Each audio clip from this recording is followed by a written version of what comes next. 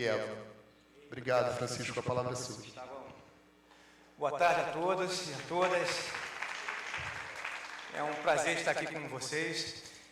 Queria assistir todas as palestras, mas não consegui, porque eu estava lá com as crianças fazendo o nosso caminho de observação de aves e árvores, né? Onde nós podemos aprender o histórico das árvores e, com certeza, o seu perfil educacional e patrimonial com esse lugar maravilhoso e tombado que é a nossa Quinta da Boa Vista. Então, quem não pôde participar, as oportunidades estão abertas, estaremos aqui no próximo Avistar, com certeza. Para mim é uma grande honra, eu sou advogado ambiental há 32 anos, já fui subsecretário de Defesa e Promoção e Defesa dos Animais aqui da cidade do Rio de Janeiro, na gestão do ex-prefeito César Maia.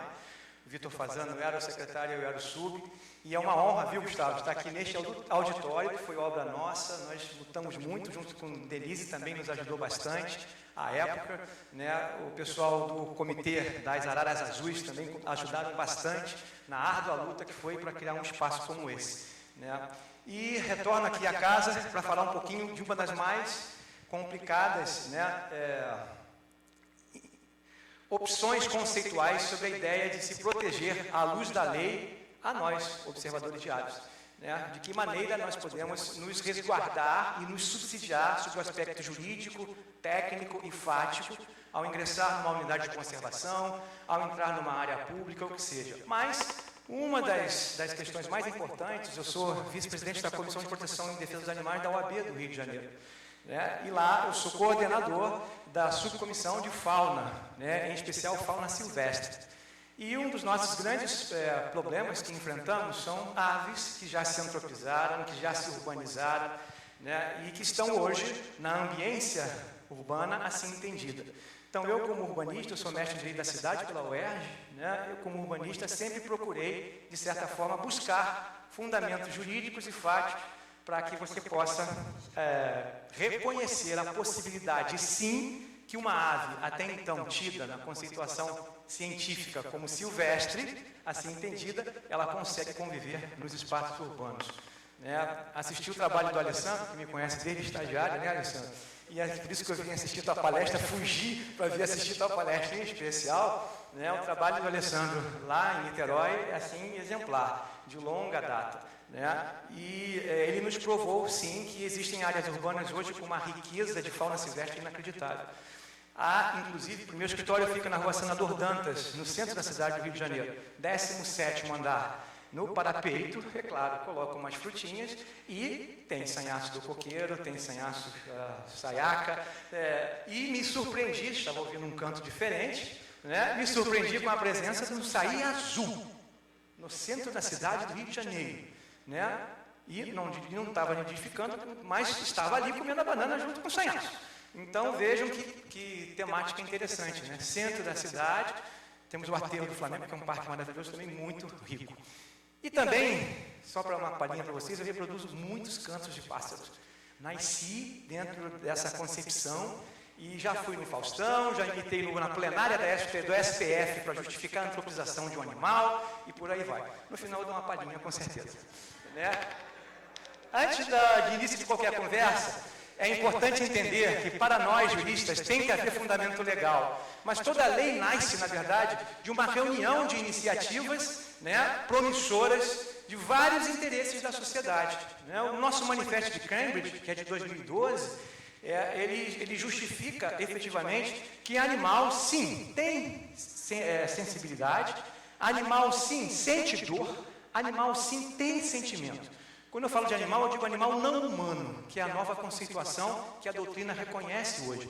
Hoje, animal já é componente de família, já existe o conceito legal de família multiespécie. Há acórdãos do Tribunal Regional aqui da região, da segunda região, que reconhece expressamente, né, a manutenção desse animal não mais como objeto, como coisa, e sim como membro integrante da família e a concessão de guarda compartilhada, sendo concedida a psitacídeos, a cães e a gatos.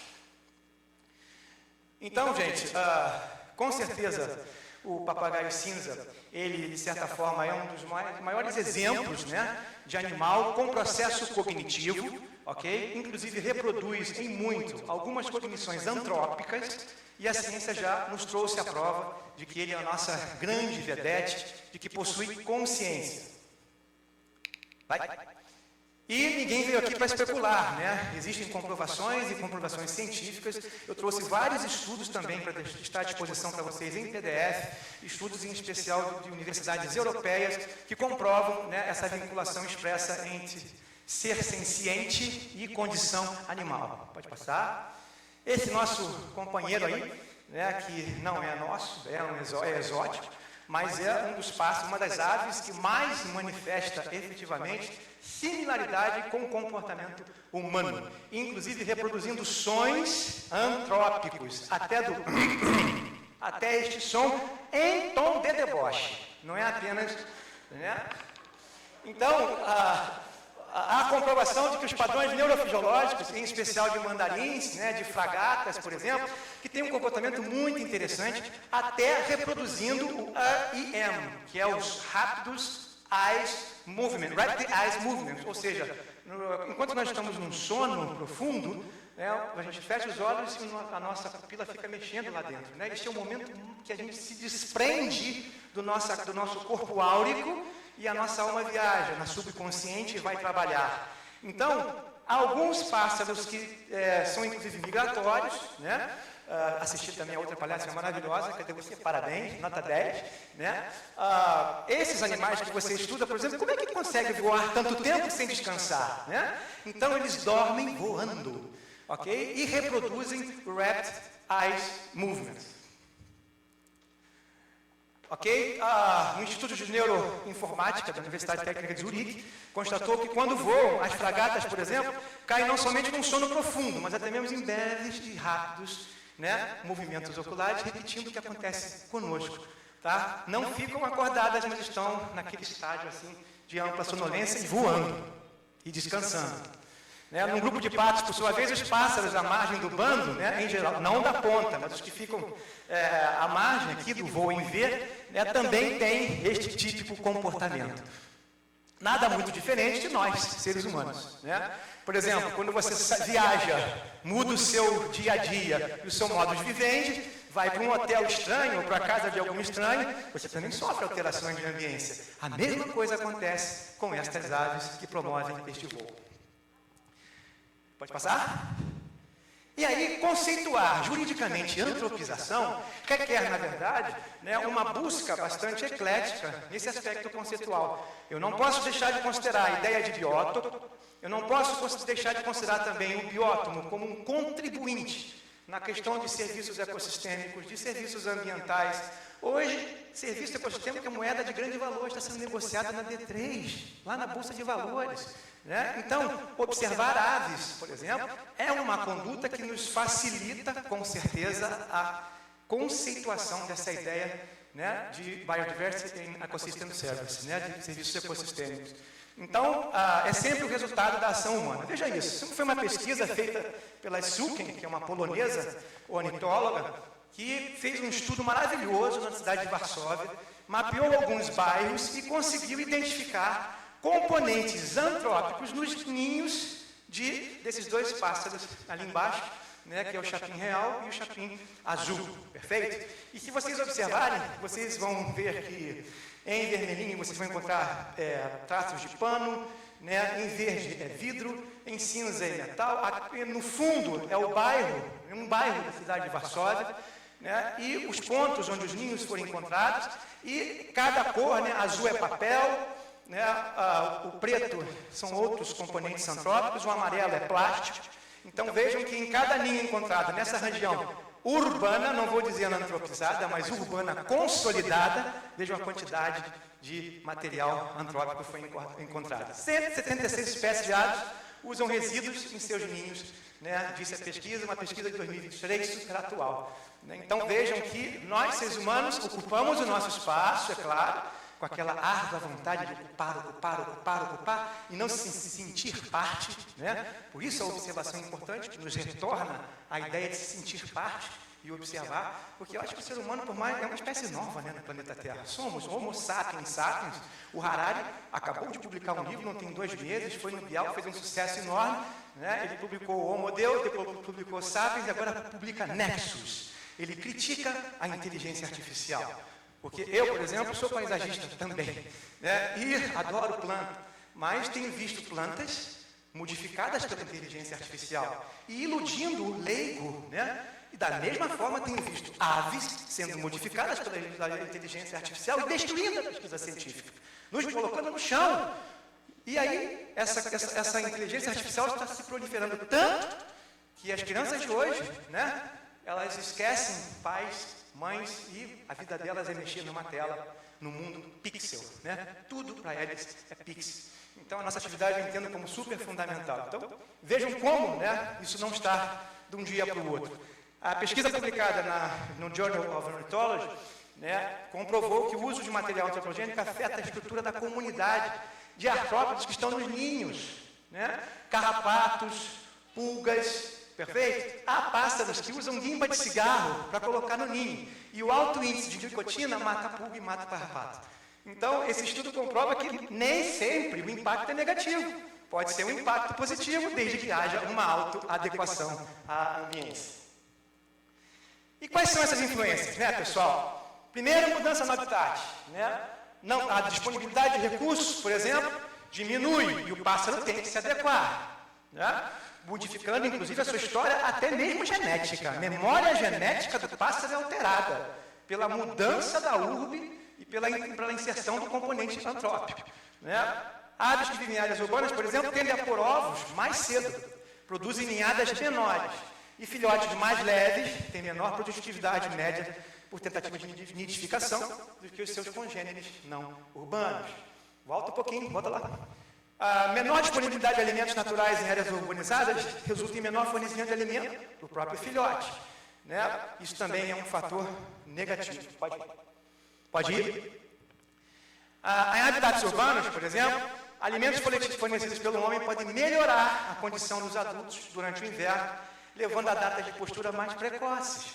Então, nós não só impactamos, nós podemos também ajudar. Voltar atrás, né? O status quo ante, não temos mais como voltar. Porque a nossa caneta, a minha, por exemplo, num parecer jurídico, eu consigo, na verdade, salvar até uma espécie da extinção, mas não consigo trazê-la de volta se ela se extinguir, né? Nós não temos esse condão. Então, em alguns atos antrópicos, ok? A ideia de conexão antrópica e natural pode ser extremamente favorável.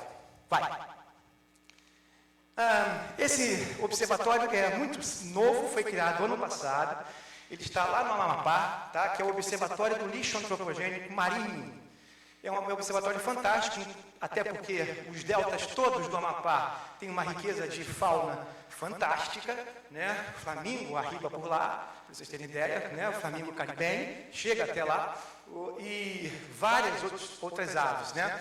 E, por incrível que pareça, ali, o rio Amazonas, quando deságua, lá em cima, né, ele recebe uma contracorrente do Atlântico. E todo o plástico das cidades ribeirinhas vai parar ali naquela região estuarina. E o manguezal segura esses microplásticos e, com certeza, influi muito na nidificação, em especial, de aves marinhas. Vejam isto. Ele adora isso. Não quer mais outra coisa do que fazer ninho com linha de pesca, né? Não quer mais. Perfeito? Os colegas até fazem com outros componentes, né? Até com espinha de peixe. Mas este aí deu preferência, né, às linhas de rede de pesca. Então, gente, para caracterizar isso, eu tenho que comprovar, eu como advogado, tenho que levar ao juiz para justificar uma liminar, para defender o equilíbrio do ambiente, alguns fatores importantes, que dependem do técnico e dependem também de todos nós observadores, né? Primeiro deles, eu tenho que entender que a intervenção é direta, está mudando a estrutura do animal, está mexendo a biotecnologia e a transgenia, por exemplo, podem alterar isso, né? Já tem retrocruzamento aí de elefante com mamute fossilizado, né? Lá na Sibéria, fossilizado não, congelado na Sibéria, estão retrocruzando, né? Querem trazer o mamute de volta, que nunca será o mesmo, assim como o tigre da Tasmânia. Da mesma forma, devem estar fazendo outras pesquisas com aves, não tem dúvida, né? E também a autoadequação do componente do meio, que vocês vão ver agora. Pode passar. Então, quando eu falo de antropizar, eu tenho que comprovar que houve transformação, né, causada por nós, seres humanos. Perfeito? E também a urbanização, né, ela é um fator que realmente antropiza. E se antropiza, né, nós temos que pensar nisso aqui, que é o melhor exemplo prático hoje de legislação para a proteção a aves, né, que é o reflexo de vidros nas edificações civis. Né, como elas influem muito, né, não só no óbito dessas aves, mas também até no processo reprodutivo. Pode passar? Então, hoje já existe um comitê internacional, do qual eu faço parte, sou um dos conselheiros aqui no Brasil, que é o Green Building Council, né, que é o Conselho de Construções Civis. A minha colaboração lá é, na verdade, dar ensejo à criação de normas que possam proteger as aves. Em especial, normas técnicas. Não estou falando de lei, estou falando de normalização técnica. Ou seja, o Green Building já considera hoje a necessidade de se adequar à inserção de vidros em fachadas que possam impedir, né, o óbito de algumas aves. Esta cena a gente não quer mais assistir, né? Ou seja, ou ver predador bate no vidro, ou ver horizonte e bate no vidro, né? Ou ver ele próprio como um concorrente e pelo territorialismo também bate no vidro. O Green Building hoje existe um Green Building brasileiro que desenvolve normas que não se adequam tão somente à realidade americana, à nossa realidade. Né? Nós somos um país tropical, com condições diferenciadas, e queimada no Brasil não é igual queimada na Europa. É totalmente diferenciada. Então, nós estamos, literalmente, o que está acontecendo hoje está matando o nosso dia a dia, porque, afinal, onde há queimada não há observação, né? E está também acabando com a capacidade de recarga dessas unidades de conservação. Elas não vão conseguir se recarregar se houver esse excesso de queimada como nós estamos assistindo. Não adianta aumentar a pena, não adianta doer no bolso. O trabalho é de plena consciência. E consciência que não pode haver limite etário, tem que ser de todos nós. Então, alguns prédios, né, já estão adotando isso, perfeito? Qualquer prédio, no Rio de Janeiro temos 3, o Ventura Trade, na Avenida Chile, por exemplo, o Ventura e o Two Towers, os dois, hoje têm certificação Green Building. O prédio da Unimed, na Barra da Tijuca, tem certificação Green Building. Tá? Ou seja, os vidros, hoje, não são antirreflexo, mas não contribuem para que o pássaro, né, ou a ave, né, possa vir a óbito. Pode passar? E aí, graças a Deus, a ABNT, né, CB37, criou um comitê, do qual eu faço parte, né, para criar uma norma específica para envidraçamento amigável dos pássaros. Né, então, pela primeira vez no Brasil, né, nós estamos se preocupando de uma forma maior, não nós, né, a gente já se preocupa, senão não estaremos aqui, mas pessoas que não conhecem nada de pássaro, né, técnicos da ABNT já estão criando norma. Pode ir? E este município em Araranguá, que foi objeto da nossa consultoria, já criou uma lei municipal que obriga especificamente qualquer licença de construção civil no município, obriga a empresa a buscar a norma de proteção, né, antirreflexo, de vidros, etc. Pode ir à frente? Inclusive, a Curitiba, na Comissão de Constituição e Justiça, da própria Câmara de Curitiba, também, Curitiba é maravilhosa, né? O Lerner faz um trabalho fantástico desde o início, que é de urbanização, Curitiba está sempre à frente. Né? Ele contribuiu, por exemplo, por Garden by the Bay, né? Lá em Singapura. Então, nós temos história, bom, urbanístico em Curitiba. BR, conceito de Bus Rapid Transit do BRT é curitibano, importado, é claro, dos Estados Unidos. Mas, olha lá, pelo menos é um passo, né, gente? A gente já tem uma Comissão de Constituição e Justiça criando norma para proteger aves. Ok? Obrigando a Constituição a fazer isso. Vai? E aí, eis que se não quando, esse santo deputado federal, que não adianta fazer estadual, não adianta fazer municipal, tem que ser lei para todo o Brasil, né? Esse deputado federal, né, apresentou este projeto de lei, que já foi aprovado pela CCJ, da nossa Câmara dos Deputados, já foi ao Congresso, já está quase pronto para ser publicado. Né? Uma lei que expressamente obriga as edificações a buscarem efetivamente essa proteção anti-antropização, né, das aves no nosso ambiente urbano. Pode passar? E aí, é claro, né, que não é só pró-ave, né? as aves também incomodam, efetivamente, a expansão urbana, o planejamento urbano. Num calor que está fazendo como esse, ficar sem energia é complicado. Né? Mas tem João de Barro que constrói seu ninho, adora construir seu ninho em postes. Né? Às vezes até em transformadores, em fios e etc. Então, eu trouxe aqui a baila a vocês também este lado. Né? Cabe ao biólogo, ao zoólogo, né, a orientar as companhias elétricas, quem sabe, para criarem espaços específicos, adequados, também urbanizados, porém com condições de abrigar um João de Barro. Né? É nossa obrigação. Né? Nós invadimos, não eles. Continua. Outro problema seríssimo que revolucionou o direito ambiental no Brasil, infelizmente, sabiás, laranjeiras, todos rufiventres, cantam muito às 3h30 da manhã no bairro de Jardins, no bairro de Morumbi, em São Paulo, nos desses dois bairros. Né? Bairro de Jardim e bairro de Morumbi, em São Paulo. E a Associação de Moradores procura o Ministério Público para entrar com uma ação civil pública contra a Prefeitura de São Paulo, para obrigar o município, na obrigação de fazer, de eliminar os sabiás do bairro. E o promotor foi na onda, adorou a ideia. Né? Promotor novo, querendo destaque, né, etc. Claro que a proteção animal veio em cima, lógico, né, isso não foi muito à frente. Porém, próximo. Porém, agora, né, já em 2024, um estudo fabuloso que foi apresentado comprovou que o sabiá só canta mais cedo porque a cidade tem barulho. E de madrugada, São Paulo silencia. E aí ele pode cantar. Né? E com isso, ele tem cantado cada vez mais cedo. Né? Quanto mais aumentarmos as raves e quanto mais aumentarmos as festas notícias, com certeza o sabiá vai se incomodar. Né? O barulho da urbe incomoda o canto de território, de acasalamento e até mesmo de felicidade de um sabiá. Outro nosso vedete, né, nosso é o Bem-TV, que na verdade tem uma predileção, todo observador sabe disso, por transformadores. E o quentinho do transformador diminui o tempo de presença da fêmea e do macho no ninho para aquecer o ovo, porque ela tem uma chocadeira natural, leia-se artificial.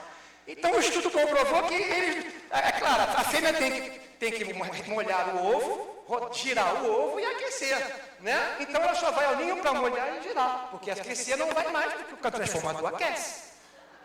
Né? Próximo. E isso já vimos, pode passar? E vejam, não é só em transformador que o Bem-TV gosta, né? Ele gosta de um trator. Né?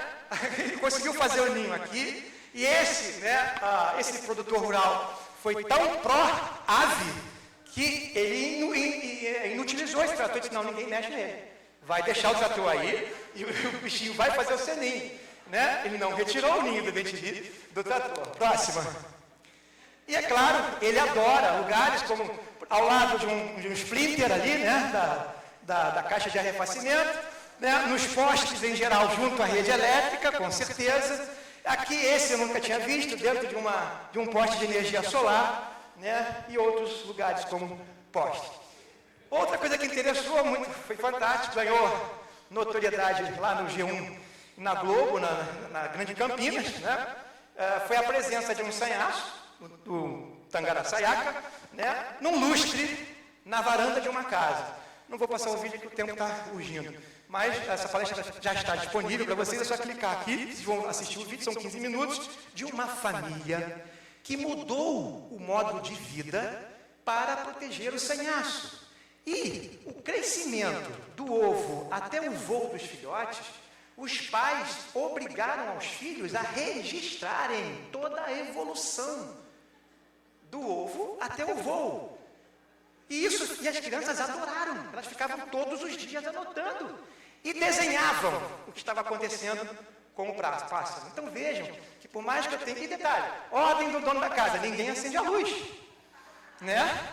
Inutilizou essa parte, ninguém acende a luz da varanda, e depois a consciência do morador foi tamanha, sem ser observador, que ele respeitou o ciclo de nidificação do pássaro, que retorna todo ano para o lustre. E os filhos aprenderam muito a se educar. Depois cliquem ali embaixo, vale a pena ver o vídeo, é muito legal. Né? João de Barro não está longe também não, né? Gosto, eu não sei até que ponto, não vi registro, só vi do Bem-te-Vi. Mas eu não sei até que ponto também, né? Eu sei que a circulação de ar, a incidência de luz, tudo isso influi, mas eu também não sei se aquecimento também serve para influir a nidificação de um João de Barro sobre, debaixo, na verdade, de um transformador.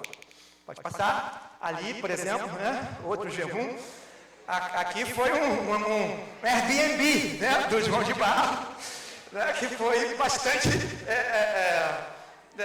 vou mostrar também o meu Airbnb na minha casa, que vocês vão ver daqui a pouquinho. Vai. Isto é minha casa, meu terraço. Né? Tudo começou com este ninho. Isso é uma rolinha caldo de feijão. Né? Tudo começou com o primeiro andar. Ano retrasado. Né? Ano passado foi para o segundo e terceiro andar. Ok? E agora me parece que ela entendeu que eu mudei a iluminação, coloquei LED no terraço. E ela entendeu que o lugar melhor seria em cima da lâmpada de LED. Mais quentinho, não é verdade? E lá está ela novamente, né? Não teme ser humano, né? Gosta da minha esposa, todo mundo que vai lá em casa, faça o churrasco no terraço e ela não se incomoda, ela ali fica tranquilo, né? Já está com 4 filhotes e que, se Deus quiser, daqui a um mês já estão voando. É o escritório, exatamente. Vai. E aí, pessoal, para encerrar, eu gostaria de encerrar o evento, né? Uma honra que o Gustavo me deu. Viu, Denise? Não tem honra melhor do que estar aqui com você novamente. Né? A gente conhece a história disso aqui, né? Ver aquele paredão lá da linha azul.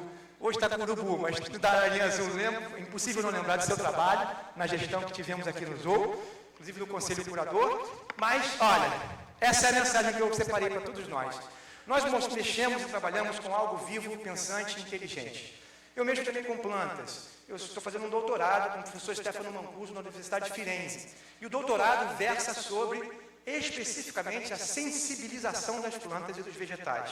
O professor Mancuso comprovou que planta tem terminação nervosa e tem 15 sentidos, porque não são semoventes. Então, você leva o carrapicho por ela, você anda por ela.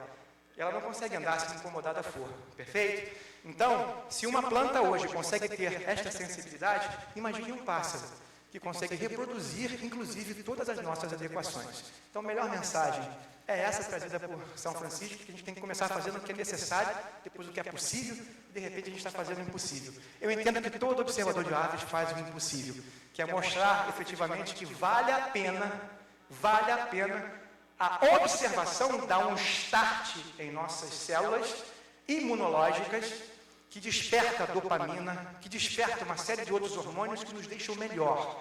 Primeiro estamos tomando um greenwashing, né? Que agora é o greenwashing positivo, que é o greenwashing do banho da floresta, perfeito? A gente toma aquele greenwashing. Depois, o cheiro da floresta é sinal de que a bactéria chegou no seu organismo, nas suas narinas, e despertou os seus leucócitos e linfócitos.